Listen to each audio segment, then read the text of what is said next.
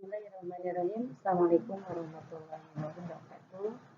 Saya Nana Harina dari SMA Negeri 1 Kota Bogor akan menyampaikan materi kelas 12 semester genap, yaitu meraih kasih sayang Allah dengan ihsan.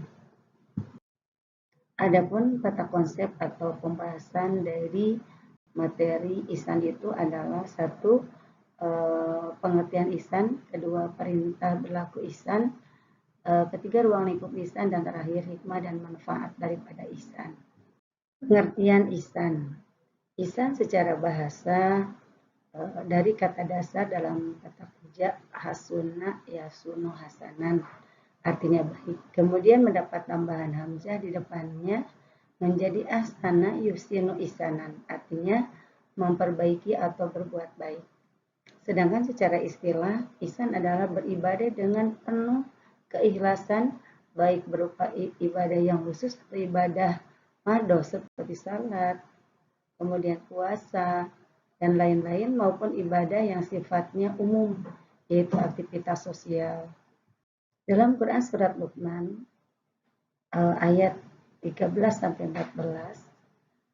di sini Allah memberikan sebuah penjelasan tentang berlaku ihsan.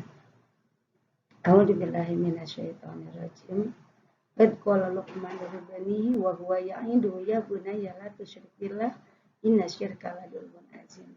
Wa wasainal insana biwalidayhi hamalatu ummuhu wahanan ala wahnin wa fisaluhu fi amain anishkurli wa liwalidayka ilayal masir. Dalam ayat ini memberikan sebuah penjelasan bahwa kita diperintahkan untuk berlaku ihsan terhadap kedua orang tua. Kemudian di dalam hadis Rasulullah, malaikat Jibril menyandarkan kedua lututnya ke arah lutut Rasulullah dan meletakkan kedua telapak tangannya di atas dua paha beliau. Lalu ia bertanya, "Wahai Muhammad, jelaskan kepada aku tentang ihsan."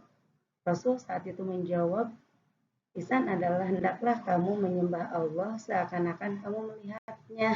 Jika kamu tidak dapat melihatnya, sesungguhnya Allah itu juga melihatmu." Hadis riwayat Muslim. Ruang lingkup ihsan. Yang pertama, ihsan terhadap Allah Subhanahu wa taala.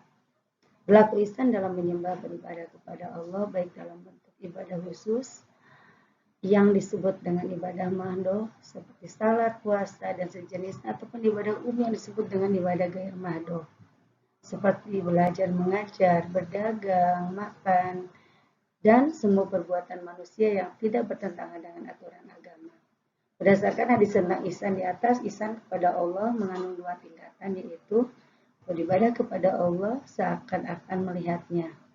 Yang kedua, beribadah dengan penuh keyakinan bahwa Allah selalu melihat apa yang kita perbuat. Kedua, ihsan kepada sesama makhluk ciptaan Allah. Dalam Quran surat Al-Qasas ayat 77 Allah berfirman, "Dan berbuat baiklah kepada orang lain sebagaimana Allah telah berbuat baik kepada kamu. Dan janganlah kamu berbuat kerusakan di muka bumi, sesungguhnya Allah tidak menyukai orang-orang yang berbuat kerusakan." Dari berbagai ayat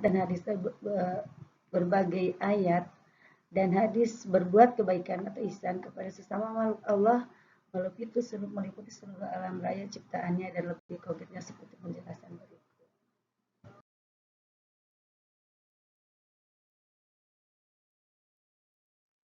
Ihsan terhadap karib kerabat.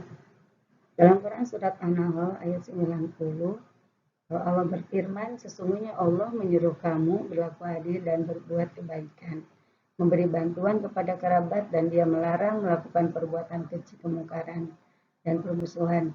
Dia memberi pengajaran kepada kamu agar kamu dapat mengambil pelajaran." Kemudian berlaku ihsan terhadap anak yatim. Dalam hadis riwayat Tirmidzi, Bukhari, dan Abu Daud, Rasul bersabda, "Aku dan orang-orang yang memelihara anak yatim di surga kelak akan seperti ini." Seraya menunjukkan jari telunjuk jari tengahnya. Nah, ihsan kepada anak yatim merupakan anjuran Rasulullah dengan cara memelihara dan mendidik anak yatim dalam kebutuhannya, membantu dan menolong mereka sesuai kemampuan dan ikhlas, tidak mengatakan hal buruk kepada mereka dan tidak menyakiti hati mereka. Ihsan terhadap tamu. Rasulullah bersabda dalam riwayat jamaah kecuali Nasai, barang siapa beriman kepada Allah dan hari akhir hendaklah memuliakan tamunya. Dalam Islam, memuliakan tamu itu merupakan tindakan yang disunahkan. Contoh, memuliakan tamu dengan menghormati, menjamunya, menjaga barang-barangnya, dan membantu jika dalam kesulitan. Ihsan kepada fakir miskin. Dalam hadis riwayat Muslim dari Abu Hurairah, Rasul bersabda, orang-orang yang menolong janda dan orang-orang miskin seperti orang berjuang di jalan Allah. Berbuat ihsan kepada fakir miskin dapat dilakukan kapanpun, berupa umpamanya pemberian makanan, pemberian uang, ataupun pakaian dan lain-lain sebagainya. Kemudian ihsan terhadap tetangga. Rasul bersabda, tidak beriman kepadaku barang siapa yang kenyang pada satu malam sedangkan tetangganya kelaparan, padahal ia mengetahuinya. Hadis riwayat Tabrani.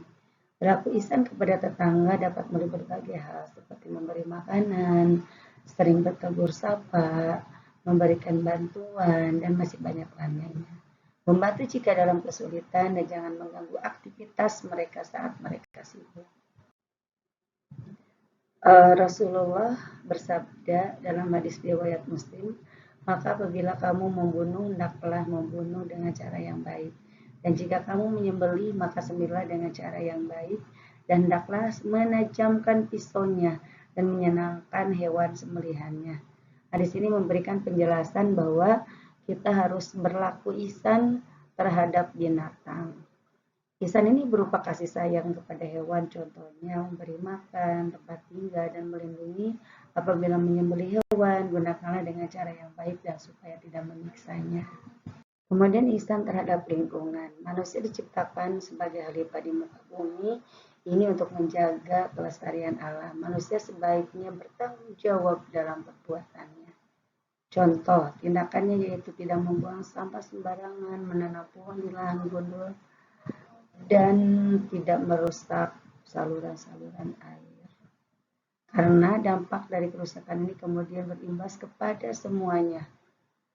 Allah berfirman, telah tampak kerusakan di darat dan di laut karena perbuatan tangan manusia, supaya Allah merasakan kepada mereka sebagian dari dampak perbuatan mereka, semoga mereka kembali ke jalan yang benar.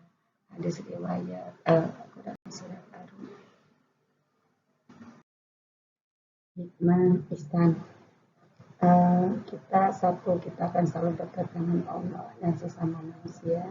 Kedua, akan merasa tenang dan bahagia karena Allah menjanjikan balasan berbuat kebaikan adalah akan lahir kebaikan yang banyak. Kita akan jadikan sebaik-baiknya umat karena dengan ihsan akan menjadi orang yang bermanfaat bagi sesama manusia, dan terakhir akan disayang Allah dan sesama manusia. Sekian penjelasan tentang materi berlaku ihsan. Syukran kasaran. Assalamualaikum warahmatullahi wabarakatuh.